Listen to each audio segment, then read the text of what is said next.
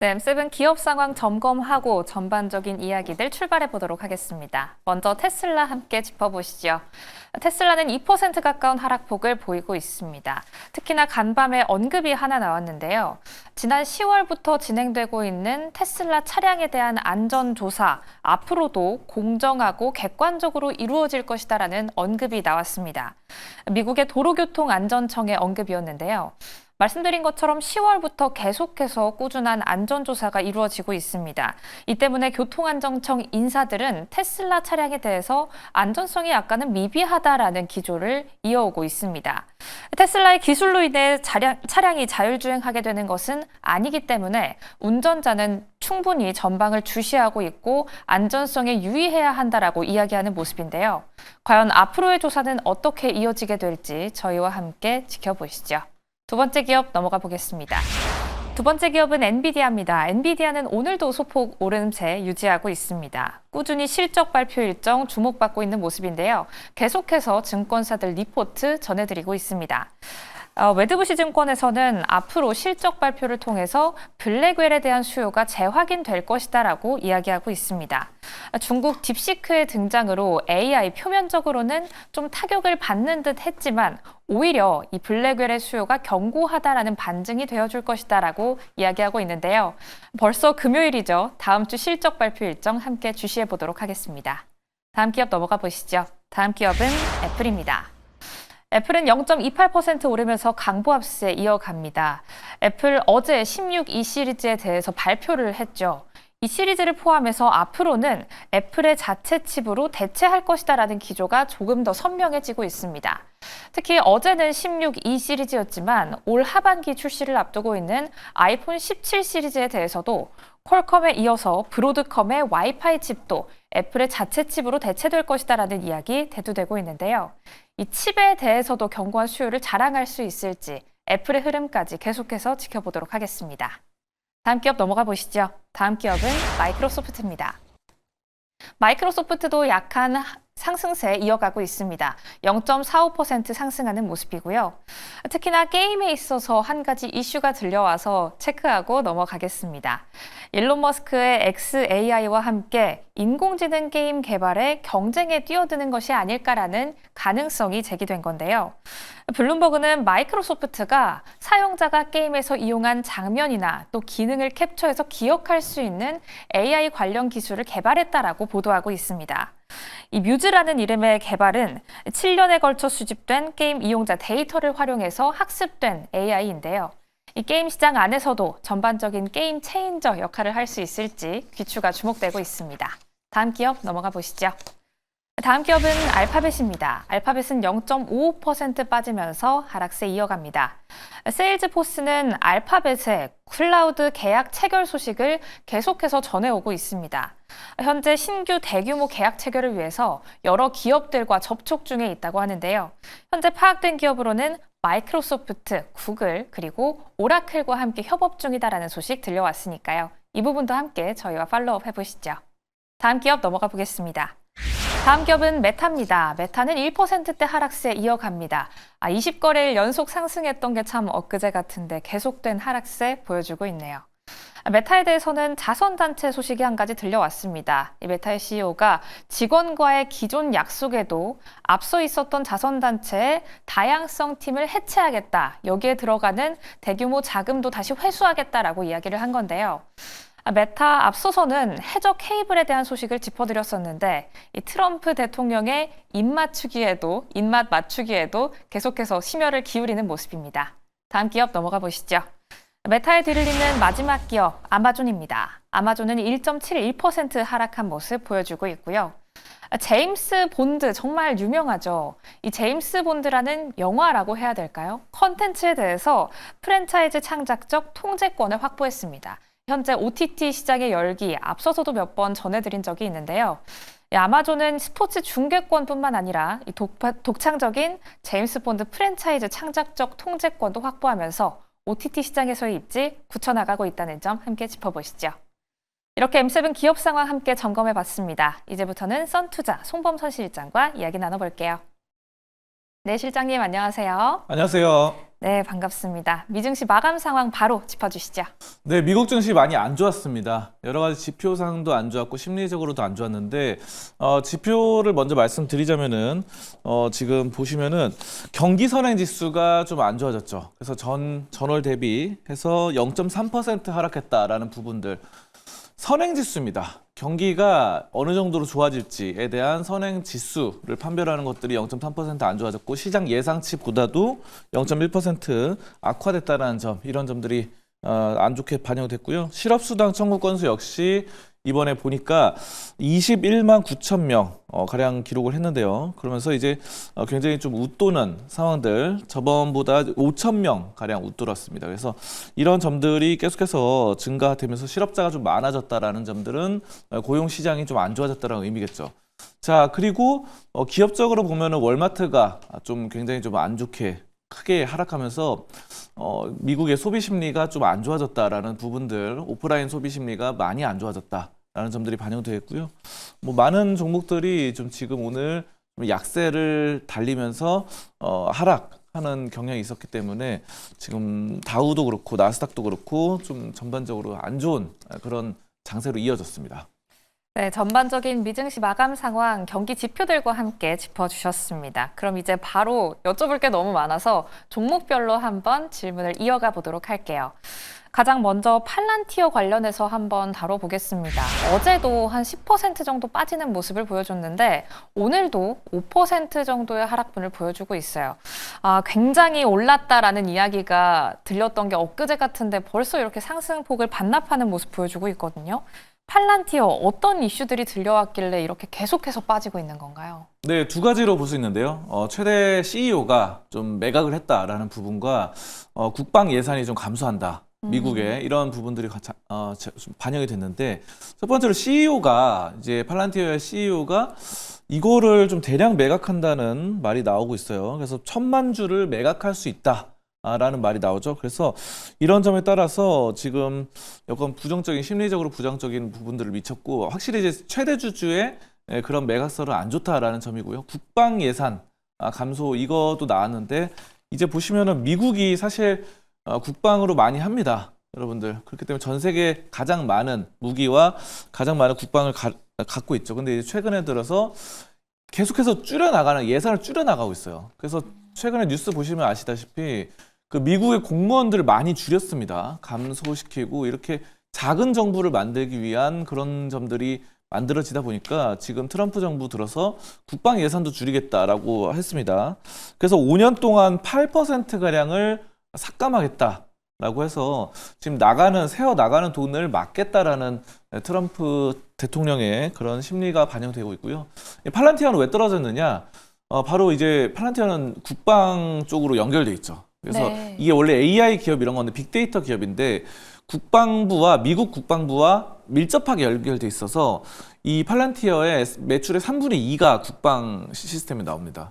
그래가지고 굉장히 많은 매출의 3분의 2가 정부로부터 계약을 나온다는 점이고 또 국방부 외에도 뭐 FBI라던가 여러분들 많이 아시는 뭐 CIA 뭐 이런 거 있죠. FBI, CIA와도 팔란티어가 이제 연계돼서 하는 거예요. 그러니까 우리가 뭐 007 막 이런 영화 보면은 옛날 영화는 아니고 최근의 영화 보면은 막 정보 수사 이런 거 하잖아요. 과학 정보 수사 이런 것들. 그래서 이런 점에 따라서 빅데이터를 활용해서 AI 시스템으로 여러 가지 뭐 수사를 한다거나 아니면 국방 시스템을 만든다거나 이렇게 좀 하고 있는 상황입니다. 그래서 지금 국방 예산이 줄어든다. 뭐 최근에 뭐 러시아와의 문제도 그렇고 여러 가지 뭐 다른 나라 배척함에도 불구하고 이 미국이 그럼에도 불구하고 이제 국방을 줄이면서 그런 점들이 좀 많이 반영됐다 이렇게 좀 볼 수 있겠습니다.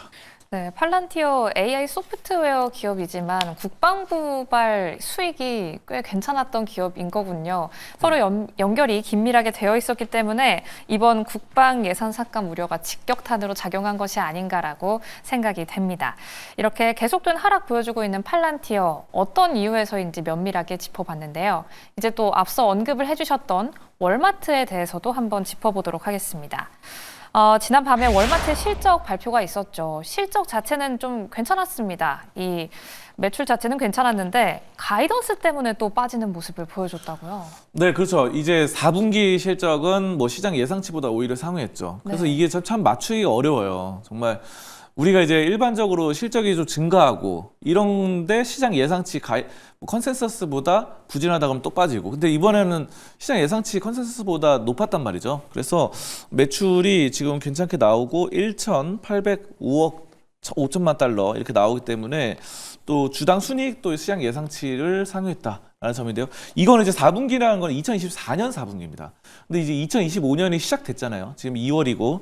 자, 그런데 이게 올해 이제 1월부터 12월까지의 수익 전망치가 좀 안 좋아질 것이다. 라는 것들이 매물이 좀 나오면서 매물이 쏟아졌다 이렇게 보시면 되겠고요. 지금 월마트 같은 경우는 미국의 지금 오프라인 이런 매출, 매상 이런 것도 유통의 공룡이죠. 정말 그렇게 다 보시면 됩니다. 그래서 여기서 좀 안 좋아졌다는 거는 미국의 전반적인 소비 심리가 좀 안 좋아졌다는 점으로 해석을 할 수 있겠고요. 또 뭐 최근에 뭐 관세 같은 부분들도 서로 이제 미국이 먼저 보편 관세라던가 상호 관세 등등을 다른 나라들에 많이 매기고 있죠. 자, 그런데 미국 역시 농산물이 많이 납니다. 뭐 콩이라던가 뭐 여러 가지 밀 생산도 많이 되는데 미국 역시 식료품을 다른 나라로부터 수입하는 것들이 있죠. 자, 그런데 그런 식료품을 수입하는 것들이 또 관세가 붙어서 오면은 서로 관세를 매기는 거다 보니까 약간 그런 식으로 그럼 좀 비싸게 사들일 수 있다. 뭐 이런 점들도 어느 정도 심리적으로 반영되는 것 같아요. 그래서 아무래도 물가가 비싸면은 우리가 최근에 또 이런 말이 있었잖아요. 조류 독감 때문에 네. 닭들이 많이 죽어가지고 계란값이 엄청 올랐어요. 미국에서. 그래서 계란값이 오르면은 아무래도 우리가 이제 뭐 소비 심리가 많이 꺾일 수밖에 없습니다. 계란을 많이 특히 뭐 미국 같은 데서는 이제 뭐 아침 식사로 계란으로 많이 먹고 뭐 토스트나 오믈렛 뭐 이런 식으로 계란을 많이 섭취를 하기 때문에 이런 점들이 좀 많이 반영됐다. 그러면은 뭐 계란을 3개 먹을 거 2개 먹을 수도 있고 이런 식으로 소비 심리가 약간 이렇게 좀 줄어들 수 있잖아요. 네, 그래서 이런 점들이 좀 되지 않았을까? 좀 가이던스가 좀 메마르고 있다. 이렇게 보면서 월마트가 좀 많이 떨어졌는데 6%가량 떨어지긴 했는데 그래도 뭐 최근에 뭐 최고 2월 14일 날 최고가를 넘어섰어요. 네. 네, 그래서 최고치를 찍고 105달러까지 찍고 지금 97달러로 떨어졌기 때문에 이런 점들은 뭐 최근에 이제 또 우크라이나 종전을 한다고 하죠. 종전을 해가지고 하면은 사실 우크라이나도 굉장히 전 세계의 곡창 지대입니다. 그쪽에서 뭐 굉장히 많은 농산물이 나오기 때문에 그런 점들이 이제 전쟁이 끝나면은 많이 수출이 되고 하면은 좀 어느 정도 물가가 전 세계 그 농산물 물가가 좀 진정되지 않을까. 그러면은 월마트도 좀 어느 정도 좋을 것으로 예상되고 저는 뭐 이렇게 좀 약간 지금 눌림이 나오긴 했지만 다시 한번 100달러는 넘어설 것이다 이렇게 좀 판단을 하고요. 이런 점들은 다시 한번 100달러 이쪽에 지금 많이 눌렸던 부분을 회복할 수 있고 105달러 전 고점까지도 충분히 올라설 수 있다 이렇게 좀 판단하고 있습니다. 네, 그럼 월마트 지금 꽤 빠지고 있는 모습 보여주고 있는데 혹시 지금 신규 진입도 좀 생각해봐도 될까요? 저는 월마트 같은 경우는 정말 안정적인 종목이라고 봐요. 원래 왜냐하면 이 오프라인 부동산도 굉장히 많고 그래서 온라인보다는 오프라인 쪽이 원래 좀 안정적인데 다만 이제 성장성이 막 요즘 기술 기업들보다는 가파르진 않죠. 근데 이런 종목들은 조금씩 야금야금 사가면은 그러니까 좀 모아간다 적금하듯이 그렇게 하면은 뭐 장기 투자를 본다고 한다면 몇 년 단위로 그러면 충분히 승산이 있다. 저는 지금 조금씩 사 모으면은 승산이 있다 이렇게 좀 보고 있습니다. 네, 워낙 안정적인 종목이기 때문에 지금부터 모아가는 전략 짜보시는 것도 유효할 것 같습니다. 이렇게 월마트 실적 발표 관련해서 한번 짚어봤는데요. 이 월마트의 실적에 또 영향을 받은 기업이 월마트 하면 빼놓고 얘기할 수 없는 아마존입니다. 아마존이 또 연간 매출에서는 월마트가 앞섰지만 처음으로 분기 매출이 월마트를 앞섰다고요. 네, 그렇죠. 분기 매출로 봤을 때 아마존이 이제 월마트를 처음으로 앞서게 됐고 굉장히 시사하는 바가 큽니다. 뭐 예전에도 좀 다뤘었는데 그 월마트는 오프라인 유통 공룡이고 이제 아마존은 온라인 유통 공룡이죠. 그러다 보니까 이제 온라인이 오프라인을 앞서는 상황이 분기 매출로 되었다. 이제 골든 크로스가 나오는 이런 상황인데 근데 이제 오프라인도 사실 여러분들이 오프라인 뭐 사양 산업 아니냐 뭐 이렇게 생각하시는 분도 있더라고요, 실제로. 근데 이제 그런 게 있어요. 약간 미국 감성 이런 게 있는데 뭐냐면은 옛날부터 미국에서는 그 자동차를 몰고 가서 네. 마트에서 한 가족이 이렇게 돌아다니면서 식료품을 사고 네. 장을 보고 마트 카트에 넣어서 뭐 차 트렁크에 넣고 다시 집으로 돌아오는 이런 문화가 진짜 한 50년, 60년 됐죠. 우리나라는 그런 문화 정착한 지 얼마 안 됐지만. 그래서 그런 것들을 하나의 그런 주말에 하나의 뭐 가족적인 문화, 약간 가족적인 그런 평온한 문화 이런 식으로 지금 인식이 되었고 옛날부터 50년 전부터 그렇기 때문에 그런 정서를 온라인이 완전히 대체할 수는 없다고 봅니다. 그래서 오프라인이 갖는 그런 정서가 있는 거고 또 식료품 같은 경우는 특히 신선한 거 있잖아요. 뭐 채소라든가 과일 이런 것들은 사람들 심리가 직접 보고 신선한 걸 사고 싶은 이런 것들이 있어요. 과일 같은 것들. 그래서 그런 것들을 온라인이 100% 대체할 수는 없다. 전자상거래가. 그런 점을 볼 수 있겠고 물론 근데 온라인이 지금 성장하는 건 당연히 맞습니다. 그래서 아마존이 지금 굉장히 좀 고성장을 하고 있고 분기 매출이 월마트를 넘어섰다는 거 그리고 첨단화돼 있죠. 모든 것들이 자동 시스템으로 돼 있고 이제 로봇이 그 물류센터에서 움직이는 아마존이죠. 그렇기 때문에 그럼에도 불구하고 오늘 1.7% 약간 조정을 받았어요. 자, 그런데 아마존은 약간 월마트랑 또 다른 궤도로 가고 있기 때문에 오히려 이번에 지금 분기 매출이 올라섰던 걸로 해서 연간 매출은 아직 월마트가 높은데 연간 매출도 역시 꺾어 나갈 수 있지 않을까. 아마존 뭐 그렇게 좀 긍정적으로 판단하고 지금 주가적인 측면에서 봤을 때는 좀 많이 떨어졌어요. 오히려 이게 지금 아이러니한 게 아마존이 2월 4일 날 고점 찍고 더 많이 떨어졌습니다. 네. 지금 그리고 다시 한번 월마트를 좀 보여드리면은 월마트는 2월 14일 날 고점을 찍었어요. 105달러. 근데 그런데 이제 아마존 같은 경우는 2월 4일 날 고점 찍고 약간 떨어졌는데 이런 것들은 분위기상 아마존은 상거래 이런 유통 기업이긴 하지만 이런 기술주들하고 연계가 많이 돼가지고 클라우드 사업. 네, 클라우드 사업 이런 것들 그래서 기술주들이 최근에 약간 조정받으면서 그런 점들이 되었다고 판단하고요. 온라인 유통 같은 경우는 아마존이 정말 이 전 세계를 좀 주름 잡는 상황이기 때문에 좀 긍정적으로 좀 판단하고 있습니다. 네, 월마트 실적 발표 관련해서 아마존까지 함께 지켜봤습니다. 특히 좀 오프라인 매장에서 보여줄 수 있는 가정적인 문화가 있다는 점이 가장 기억에 남네요. 이렇게 두 기업 함께 정리해봤고요. 다음 주제로 한번 넘어가 볼게요. 이 마이크로소프트의 마요나라 원, 이게 참 어제부터 핫했죠. 이론적으로만 존재하던 걸 실제로 만들어냈다, 이 개발에 성공했다라는 소식 들려오면서 양자 컴퓨팅 관련주도 참 오랜만에 고개를 들어줬습니다. 이 중에서도 좀 무겁게 움직이는 아이온큐, 또 그에 비해선 좀 가벼운 리게티 컴퓨팅 함께 다뤄볼 텐데요. 아이온큐부터 먼저 짚어주시죠. 네, 아이온큐가 여기 좀 대장이긴 하죠. 사실은 예전부터 아이온큐가 뭐 한때 이제 양자 컴퓨터 잘 나갈 때는 국내 투자자들이 가장 많은 미국 주식 보유한 게 아이온큐다 뭐 이런 말까지 나올 정도로 많이 했는데 이번에 이제 이 마이크로소프트가 위상 초전도체 양자칩 개발한 게 이제 어느 정도냐 이게 우리가 좀 피부에 와닿지 않잖아요. 그렇죠. 그래서 약간 이런 말이 나오더라고요. 예전에 이제 그 집에 보면은 전축이 있었습니다. 커다란 전축. 근데 네. 이런 것들이 이제 고정돼 있는데 그런 것들이 한순간에 이제 휴대용으로 바뀌는 그런 점들이 나왔었어요. 근데 이제 그 당시에 이제 이거는 이제 미국 얘기인데 옛날에 1950년대 트랜지스터가 나오면서 휴대용으로 오디오를 갖고 다니면서 뭐 테이프를 듣고 이런 점들이 나왔기 때문에 그 트랜지스터의 발명에 따라서 휴대 상품이 나왔다. 원래 고정되어 있는 커다란 것들이 그런 정도로 반도체나 트랜지스터의 발명 정도로 뭐 지금 이번 이 MS가 나온 게 양자칩이 그 정도의 발전이다라는 평가가 나오고 있습니다. 그래서 지금 고정되어 있는 오디오 전축을 휴대용으로 뭐 워크맨이나 CD 플레이어 더 나아가서 스마트폰으로 나아갔죠. 이런 점들처럼 전자제품이 바뀌어 나가는 것들에 대한 그런 점들 정도다라는 점인데요. 왜냐하면은 젠슨왕이 이제 20년 걸릴 거라고 했죠. 네. 20년. 그 양자 컴퓨터가. 근데 이게 이번에 나온 것들을 잘 사용하면은 3년에서 5년에 성공할 수 있을 것이다. 라는 말들이 이제 평가가 나오는 거죠. 자, 그렇다 보니까 몇 년 안에 양자 컴퓨터를 실현한다라는 점에 따라서 지금 굉장히 양자 컴퓨터에 대한 기대감이 높아지고 있습니다. 자, 그래서 이번에 뭐 아이온큐 얘기를 좀 드리자면요. 아이온큐 같은 경우는 양자 컴퓨터인 이 아이온큐 포르테가 이제 있는데 여기서 36개의 알고리즘 큐버티를 자랑하고 있죠. 자, 그러면서 이런 아이온큐 같은 경우는 또 고객사가 아마존의 웹 서비스 이쪽을 하고 있고, 마이크로소프트 쪽을 하고 있고, 구글 클라우드 이쪽을 하고 있는데요. 마이크로소프트도 이제 같이 하고 있어요. 아이온큐가. 그러다 보니까 역시 이번에 마이크로소프트의 이런 양자 칩이 바로 마요라나가 이번에 좀 아이온큐에 좀 긍정적으로 작용할 것이다. 같이 협력사이기 때문에.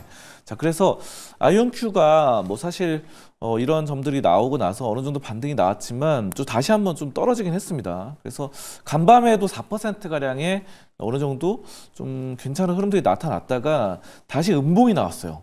자, 그러다 보니까 이게 뭐 반짝하는 거 아니냐 뭐 이렇게 보실 수도 있는데, 사실 뭐 마이크로소프트와 또 긴밀한 관계로 이제 지내고 있다 보니까 이런 점에서는 좀 아이온큐 긍정적이라고 볼 수 있겠습니다.